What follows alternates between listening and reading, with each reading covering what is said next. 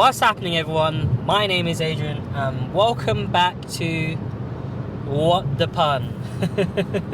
So before I get started, just want to clear something up with everyone, just in case you just tune in and you're a regular subscriber and you're a bit confused as to why all of a sudden it looks more like a travel vlog.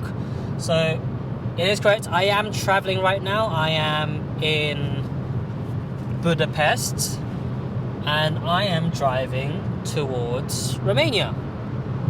And I've not gone into travel vlogging. It's the whole point of today's video is basically to give a little bit of education as to what to expect and how to prepare yourself when driving in certain parts of Europe.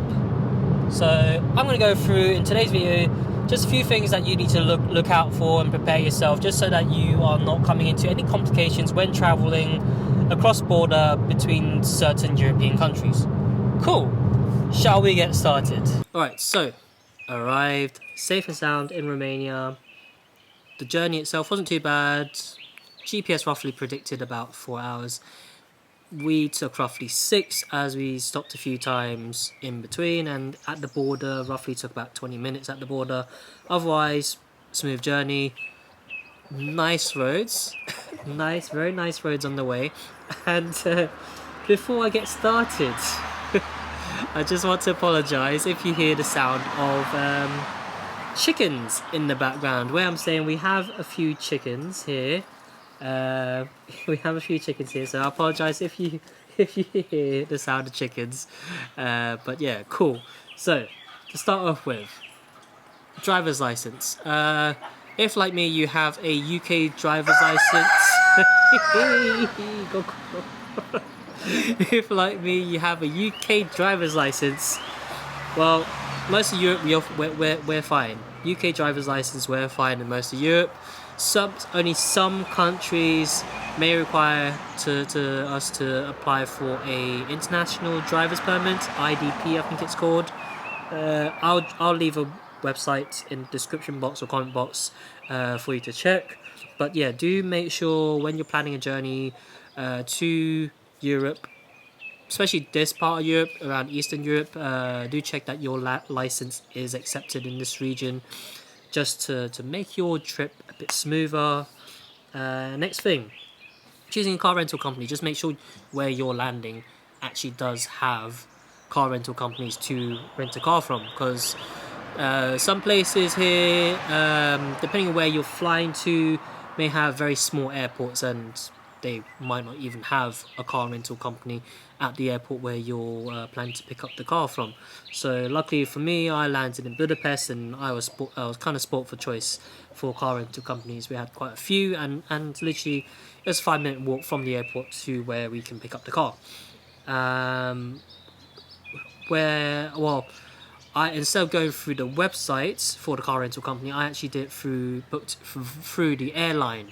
Booked through British Airways, and they actually got me a slightly better deal. The price for the same category car, I saved a fair bit of money.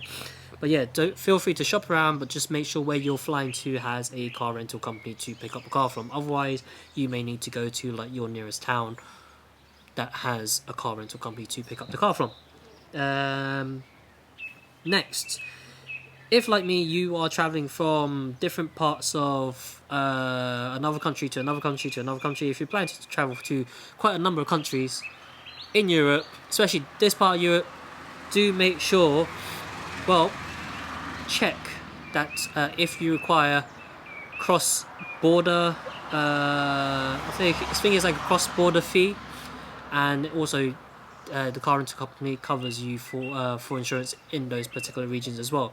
Because even though you're in Europe, you'd think, it's just simple, you're just driving from one border to another border to another border. But for certain reasons, you need to pay additional fees to drive through certain countries, especially in this part of Europe as well. So I will also leave a website in the description box or comment box down below, just so you know which countries to look out for, so that you know, when you pick up your car, I'll say don't sign up for the cross-border fee on the website, when you land, when you pick up your car, you can add those extras after. So you can ask the member staff, like, say, hey, I'm driving from Budapest to Romania. I plan to use the car from Budapest and Romania. Do I need anything extra? They'll most likely say, hey, you need this cross-border fee, which costs however much per day. Shouldn't be too much anyways, maybe between like €15 to 50, or maybe less, or €50. Yeah, make sure where you're going if you require the cross-border fee. And also, some countries you might not even be allowed to drive to as well. So, like I said, everything in terms of links I will have, comment box, description box, all that information there for yourself. And lastly, if just so happens you may be involved in an accident, there is a form that you need to fill, which will be part of you have like a little, almost like a car rental passport thing, basically, all the documents, and there's like a form in there which is blue and yellow for you to fill out, your details, their details, basically the people that's involved in the accident, car insurance details, about the accident, whatnot, all of those details. There's a blue and yellow form that's blue and yellow for you to fill out. So unlike the UK, we don't have this blue and yellow form, which is an eye opener. When I saw the form, I was like, what's this? And sadly, if you're not very fluent in the language of where you're traveling to, that form is only in that particular language. So where I picked up a car in Budapest, my blue and yellow form was only in Hungarian, which it's a bit complicated. Use Google Translate. So if you're picking up your car from a different country, it'll probably be most likely that same form will be in a different language, and they don't even have any of those bits in English. Which, I do not wish for you to have an accident, but just letting you know in case you need to do something with that form. But touch wood, none of you have an accident whilst travelling in Europe. But just let you know, there is a blue and yellow form that you will have in your glove box, in that rental car passport thing that has all the forms and insurance details and whatnot. That form should be folded in there. Just let you know. So, I think that's everything. I think I've covered everything. I mean, I don't want to make it too complicated, because it's not that deep. It's not that complicated.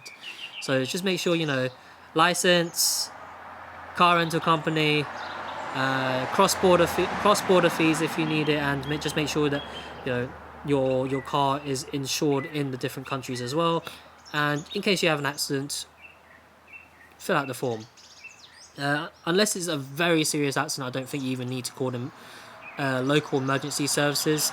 Sometimes you may need to get a local police report, but majority of times you just need that blue and yellow form filled out. Okay, so I'm just going to enjoy the rest of my trip. So next up, I will have some Romania footage for you.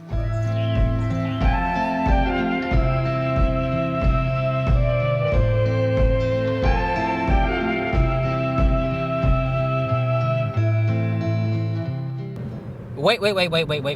I think there is one thing I have forgotten to tell you all. So, cover driver's license, car rental companies, cross-border fees, and the incident report. One thing I forgot to tell you is parts of Europe, you do need to pay basically I think it's basically paying to use the motorway per day. So if, like me, you're driving from one part of Europe to another part of Europe, you're crossing a border, literally right after the border, at a petrol station or whatnot, gas station, you basically buy something called a Vignette, which is the It's usually like a sticker you stick on the car, or a receipt that signifies how many days you've paid to use the motorway in that particular country, basically. And yeah, that's what I wanted to make sure I cover. But yes, so yeah, that's it. So I'm just going to continue with the footage of Romania.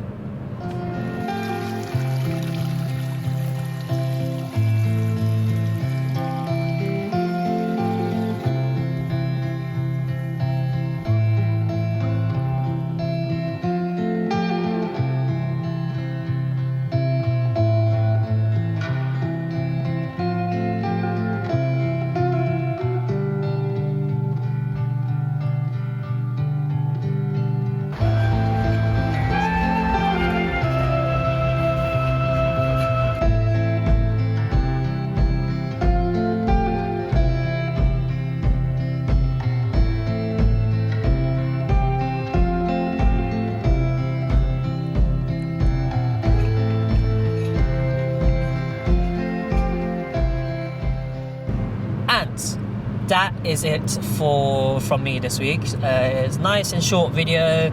I got to enjoy a lovely holiday in Romania, and one other thing to bear in mind is if you're in a bit of a rush to cross back into the border to return your car, then do bear in mind that it can take quite a long time crossing these borders. So yeah, just bear that in mind. And I'm not talking about like, oh yeah, a 40-minute wait or whatnot. It could be much longer than that. So just plan ahead.